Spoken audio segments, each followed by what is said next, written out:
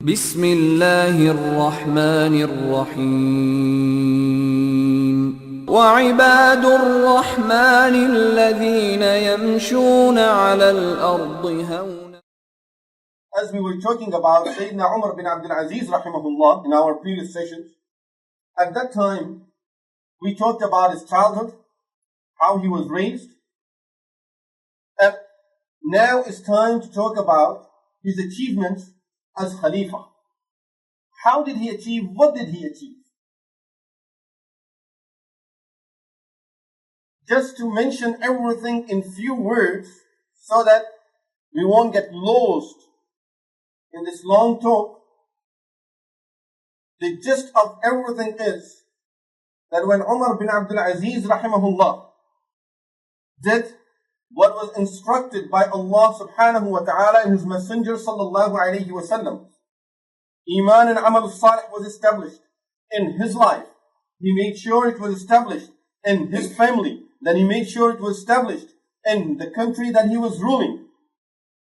He had such a khilafah that from that day up to this day, remember this, from that day up to this day, with everything that we have, no one had that type of khilafah up to this day. No country had such a peaceful life as they had during the time of the khilafah of Umar bin Abdul Aziz Rahimahullah. This is not just a theory, this is not a matter of just iman, that people say that this is how it was and we will believe, oh, because Umar bin Abdul Aziz was a good man, so his khilafah must have been great. No. This is history that explains everything to us. Everything has been written in black and white. And we have the history talking about the rulers before him and rulers after him. If people wanted to make up, they would have made up about other people too. This is a history that explains everything in detail, everything that was taking place and that happened during that time. Such a khilafah, such a peaceful life that no one had it before or after. That when he used to write letters to the other rulers in the world, they used to be happy and grateful to receive a letter from this man, and they used to say that this is a blessed letter of a blessed man. This is how they used to honor the letters from Umar bin Abdul Aziz Rahimahullah. Very quickly, how did he become a Khalifa? Sulaiman bin Abdul Malik, who was the ruler of the time, and he was Amir al-Mu'mineen. He was a person who was always hoping to establish Khilafah according to the Khilafah al-Rashida. He loved deen. He had a lot of love for establishing this deen and bringing back into the life after people started getting into traditions and different things. But he wasn't the man. You know, people have different abilities. Not every person can do what he hopes for. But sincerity counts. And not only sincerity, with sincerity we have to prove it, and that is do whatever we can within our control, and then see how Allah subhanahu wa ta'ala will bring the results of it. We can only do to a certain extent, that's it. After that, beyond that, it's beyond our control. We can't do nothing about it. It's totally in the controls of Allah subhanahu wa ta'ala. But we have to have that sincerity, that zeal, and then put our effort and do whatever we can within our abilities, everything that we can, and then see how Allah subhanahu wa ta'ala will make it happen. Sulaiman bin Abdul Malik was hoping to have a rule like it was before during the time of Khulafa al-Rashidun. And he was trying for it, but as he would try, he would have obstacles where he would give up. He wasn't the man for it. Subhanallah, he was very young. At the age of 40, after ruling for only 2 years and some months, at the age of 40, the destined time that was assigned for him, that came, that arrived, and it was time for him to leave this world. Rasulullah sallallahu alayhi wa sallam says in a hadith, which is in Sunan, that when Allah subhanahu wa ta'ala likes a ruler, He assigns a good helper to this ruler. Whenever the person forgets Allah subhanahu wa ta'ala, that person would remind him, and when he remembers, that person will help him do what pleases Allah subhanahu wa ta'ala. And that helper could be like, as we call it, wazir, prime minister, or could be your friend, could be the son, could be the wife, could be the husband. Whenever Allah likes a person and the efforts of a person, assigns a good helper to this person. As Sulaiman bin Abdul Malik was in his last days of this life, he started thinking to assign someone as the Khalifa after him. And of course, the first thing he thought of was his own sons. And the next thing would come into his mind would be his brothers. And this is how the Khilafah was going amongst brothers. But he thought, why don't I give it to my sons? One of the great scholars that was very close to him, and he trusted him for his opinions, he asked him, and his name was Raja ibn Haywa. He asked Raja ibn Haywa, what should I do? This is what I'm thinking of. Raja ibn Haywa says to Sulaiman bin Abdul Malik, that just listen to what I have to say, my opinion, and then you decide. I will not decide, of course. He says this will be the last deed that you will do, that you will perform as a Khalifa, as Amir al-Mu'minin. And this will be the first thing you will be questioned about after you go into your grave. That who did you assign as the ruler, as Amir for all the believers? Who did you trust for the matters of this ummah? To who did you hand over all the important matters of the ummah? Muhammad sallallahu alayhi wa sallam will confront you on the day of judgment to question you about this, that who did you assign as a ruler after me? Because this is assigning the khilafah, the imara, and the affairs of the ummah into the hands of that person. Who did you assign? Was it a person that you assigned because you liked, because you wanted to, or because you thought the person was deserving it?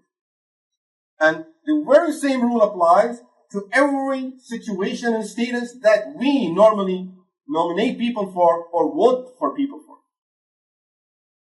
And is it because my friend, I like the person, or he will favor me, he will do what I would like to do, or he's a deserving person?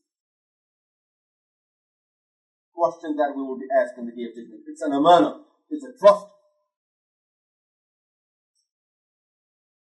So after hearing this, he says, on the day of judgment, Muhammad sallallahu alaihi wasallam will question you about it. Allah will ask you about the situation of the ummah, everything wrong that will happen in the ummah because of assigning a wrong person. Oh Sulaiman, remember, you will be responsible for that. It will be part of your deeds, either good or bad. Hearing these words shook up Sulaiman bin Abdullah. Raja bin Haywa continues to say that Sulaiman, remember one thing. If you have done good deeds, and I know that you tried your best, if you have done good deeds throughout your life, at this time, at the time of departing the world, you will assign a wrong person. This will wash away all of your good deeds that you have performed, because you are responsible for assigning that person who will bring all the wrong over in the ummah.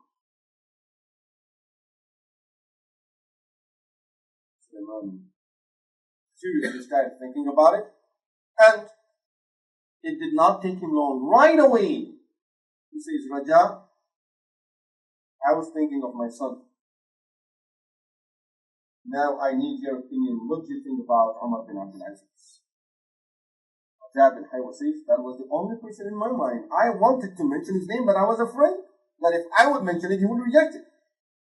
But as soon as I heard it from him, I said, this will be your best choice. This will be the best deed that you will do in your life. So the man said, if people will know, my family members will know what I have done, that I have assigned Umar bin Abdul Aziz, they will not accept it. There is no way that these people will accept it. Because Khilafah is growing in our family. Now, this is our cousin. He's not supposed to be the Khalifa. I'm not supposed to give it up to someone else. As Rasulullah sallallahu alayhi wa sallam said, Allah assigns a good helper. Raja bin Haywa said, Amir al-Mu'mineen, you are in charge of it as long as you're alive. After you die, you are not in charge of what will happen. Write it on a letter. Seal the letter. Call all of your family members and tell them that I have assigned someone as the Khalifa in this letter. If you trust me, then take the bay'ah on the hands of the person whose name is mentioned in this letter. Gather you all with me. And he did exactly how Umar bin Abdul, how Raja bin Haywa suggested. Raja bin Haywa says, after we left, all the people took the bay'ah. When we left, Umar bin Abdul Aziz approached. He said, Raja, please, I need a big favor from you. Yes, what's that? He says, Sulaiman, my relationship with Sulaiman was great. And I know he loved to bring the Sharia. My fear is he may have mentioned my name more.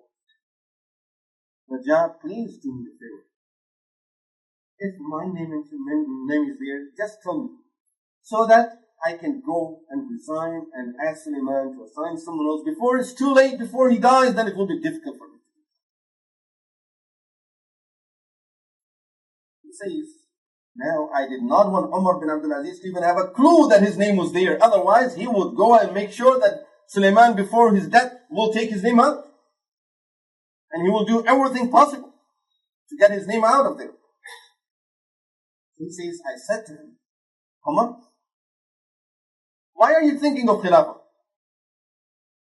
He said, no, I'm not thinking of it. I don't want it. He said, then don't even think about it. He's not telling him if his name is there or not. He's just telling him, don't even think about it. He says, as I walked a couple of steps ahead, another person approached me. That was the brother of Sulaiman, Hisham bin Abdul Malik. Hisham said to me, Raja, please do me a big favor. Tell me if my name is there. Because if my name is not there, I'll make sure that Sulaiman, before he dies, he puts my name over there, because no one deserves it more than me. Two different mentalities, two different ways of thinking. And as we look at those, let's come back now. And think of ourselves that when there is a position over there, do we really feel that I'm the most suitable person for this position? Sometimes we may be afraid to say, but what's our feeling? One way is the way that instructed by Rasulullah sallallahu alaihi wasallam. Don't look for positions. Because if you look for a position and you ask for it, you will not have the help of Allah subhanahu wa ta'ala if you get it. If you don't look forward for it and you are forced to it, Allah subhanahu wa ta'ala will always help you in that position. Anyway, Raja bin Haywa says, then Sulaiman bin Abdul Malik died. I did not want people to know what was in the letter, so I did not inform anyone about the death of Sulaiman. I locked the door, gathered all the people again, and asked them if they would again take the bay'ah for the person whose name was mentioned in the letter. They said, we already did. He said, no, the instruction from Amir al-Mu'mineen is you have to take bay'ah again. Because, of course, this is after his death, but they don't know it. So after they took the bay'ah again, he opens up the letter and he reads it to them, and the name of Umar bin Abdul Aziz was there. Umar bin Abdul Aziz, right away, he gets on the minbar and he says to the people, "Oh people, this was done without my willingness and without your opinion. Now I'm resigning from this position. You decide whoever you want, because that will be the right way." And everyone right away said, "No, you can't find anyone better than you. You were assigned," and we all agreed to it. And this is how the Khilafah of Umar bin Abdul Aziz, Rahimahullah. Without going into too many details of achievements during Khilafah, how did he run changes in his own life during the Khilafah is something worth it for all of us. Whoever is doing any little effort of deen, and I'm sure every person is doing something, we really need to go back and study the biography of Umar bin Abdul Aziz. His wife, Fatima, one of the very well-known person in the history of Islam. The only woman whose father and grandfather were khulafa. Her brothers were all khulafa. Her husband was a khalifa.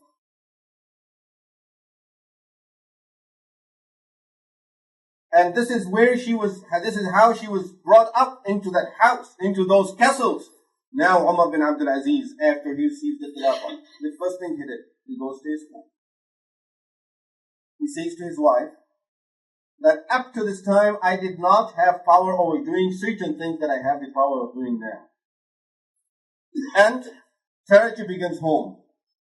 Allah subhanahu wa ta'ala, when He ordered His Messenger sallallahu alayhi wa sallam to invite people to the deen, He said, first thing, invite your family members. وَأَنزِرْ عَشِيرَتَكَ الْأَقْرَبِينَ. Therefore, I came to you. I would like to start with you, and then I will continue outside also.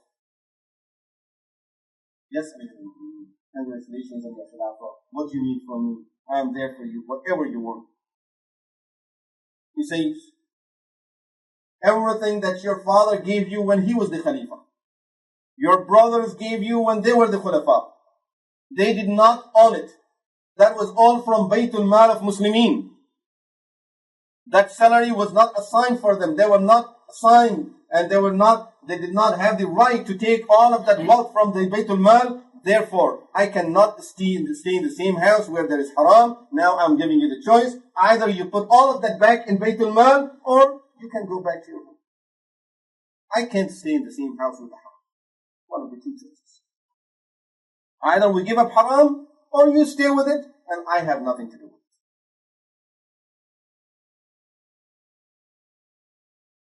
This meant not giving up only $100 or $200, or even $1,000 or a couple of $1,000. That was the value of the jewelry that she had, and the ornaments and everything else that she was given by her father and brothers was in millions of dollars. They say she had one of the necklaces that was considered to be the most expensive necklace of the time, that her father gave it to her in her wedding. That's it. Because he was the Khalifa of that. He was the Emir of it. I have to give up all of that. It's your choice. Give up one of the two things. He says, I wish you would not have asked me this question in this way. Why? What's wrong? He says, I wish you would have just come and told me the way you know me from the past of my life with you. You would just come and tell me that you have to give all of this in Baytul Mal. I will still give it up. If I have hundreds of times more than what I have, still you are more important to me than all of what I have. Behind every great man, there is a woman. And here we find that Umar bin Abdul Aziz, really when you read the biography of Umar bin Abdul Aziz, Rahimahullah, you can find that this woman, she was behind the wheel, she was doing so much, that if that support and those things were not there for Umar bin Abdul Aziz, it would have been not just difficult, almost impossible for Umar bin Abdul Aziz to have all of these achievements. When she saw how busy he was, she approaches him and says to him, Umar, don't worry of what we have to do at home. Take care of the people. Take care of the people outside, because whatever I need, I can do it myself also. Allah subhanahu wa ta'ala blessed him with this helper inside the house, another helper, his son. After he received the khilafah, then by the time he was done with all the important matters of the khilafah, it was time for Zuhr. After Salat al-Zuhr, he was very tired and went to have some rest.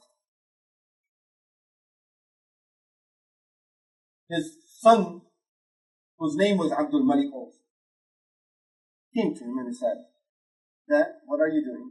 I'm having a little rest, I'm too tired. that how about some other important things that you have to resolve before anything happens? He says, yes, son, but I have to have a little rest and then I'm going to do it. Okay, Dad, if you guarantee me that you will wake up and you will not be dead by that time, then go ahead and have rest.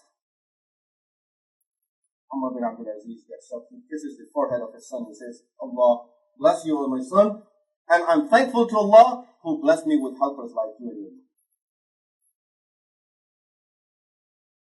His wife says, sometime after Salatul Isha, he used to perform a couple of rak'ah salah, and then he would be sitting and crying for the rest of the night.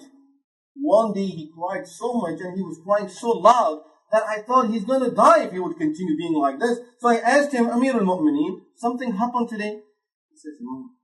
The thing that have happened is I have been assigned this responsibility, this great responsibility. This makes me think of the poor people, of hungry people in the country. This makes me think of those who don't find a food to eat, those who don't have proper clothing, those who don't have proper medication, sick people, handicapped people, blind people, orphans, widows. Makes me think of all of those people. And if there's right of any of these people is being neglected, Allah will question me about them on the Day of Judgment, and He will not accept any excuse for it.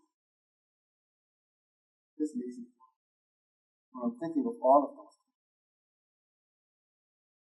Today we like to take positions. Then after positions, we will only have parties.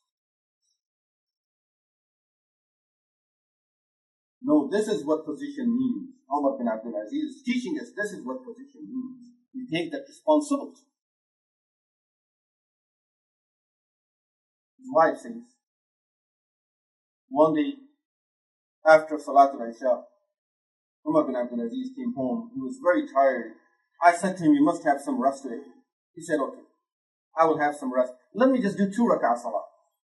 After he did 2 rak'ah salah, he just sat in that position and kept on crying and crying until the muezzin called the adhan of salah.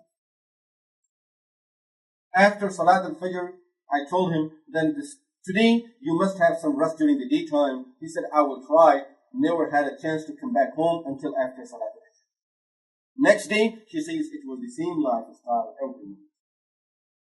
Initially, she was very hurt by that, and finally she says, I got used to it, and then what I used to do is, when he's performing salah and crying, I would perform salah and make dua and cry also. Worrying about the ummah and the situation of it. One day he came home. He says he felt like eating an apple. Had no fruits in our home for a long time. So he said to me, is there any apple at home? I said, no. I said to him, but I can smell like apple from you. He says, yes, today I distributed some apple because someone sent a lot of apples to be distributed to the believers, to the Muslims. So I distributed those, so I felt like having one also. But of course, I cannot eat until all other Muslims have it. Otherwise, Allah will question me, how did you give yourself preference over others? So do we have it at home? No. Do you have $1 that we can buy an apple with? He says, no, I don't have nothing. He says, okay, then inshallah we'll eat it in Jannah. This is his life. This is his way of thinking. Muhammad bin Ka'b al-Qurazi, who was his helper in Medina Munawwara when he was a governor in Medina Munawwara, he says, after he became the Khalifa, I went to visit him. But when I saw him, initially I could not even recognize him. His color was changed, he had lost weight. So I kept on looking at his face, what change is there? So when I continued looking at him, he said to me, Ka'b, why are you looking at me like this? I said to him, just your look surprises me when I think of how you looked like before and your situation now. Before the situation, Muhammad bin Ka'b explains, that situation was when he used to tie the belt on his stomach. Stomach was so big, that belt used to be hidden in his stomach. And now I could count the ribs on his body without touching his clothes. I said to him, this surprises me. So he said to me, Muhammad, you will be even more surprised if you see me 3 days after I'm buried in my grave. when my eyes will be falling on my cheek and insects will be running throughout my body. You will be even worse. Muhammad, you are looking at me at this time. I'm thinking of myself when I will be in that situation. Facts that this great person is reminding each and every person. With this, it looks like Umar bin Abdul Aziz, all he knew was ibadah and he didn't know anything else, but look at the achievement. If you remember, remind yourself of the ayah that we recited at the beginning. Promises from Allah subhanahu wa ta'ala on iman and amal salih. His khilafah was such that all historians agree that during his khilafah, when people used to bring sadaqat, he would reject them because we don't have people to accept sadaqat. And they could not find people even to accept zakah. It was difficult to find people that will take zakah. And he had assigned one person in the whole country for every blind, one helper that is assigned and paid on behalf of the Khilafah. Between every two people, two handicapped people, there will be one person to take care of their needs. Open hospitals throughout the country that were treating people totally for free. Had motels where on the highways and in such a way that boarding and lodging, everything is free, which means travelers can stay over there and will have food over there, everything for free. Then, still, Khilafah is so prosperous that now he announces that if anyone has any debts on him, contact us because we have zakah, and one of the places where we can use zakat for is paying the debts of the people. So he says now we will pay the debts of each and every person in this Khilafah from Baytul Mal.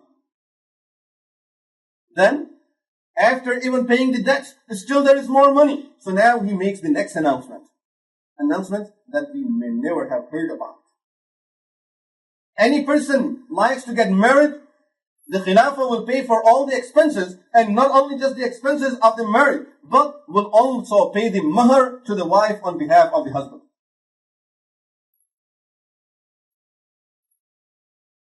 This was the type of Khilafah that Umar bin Abdul Aziz established. And how long did it take him? He lived for only 2 years and 5 months. His Khilafah was totally only 2 years and 5 months. Within that time, he achieved all of this.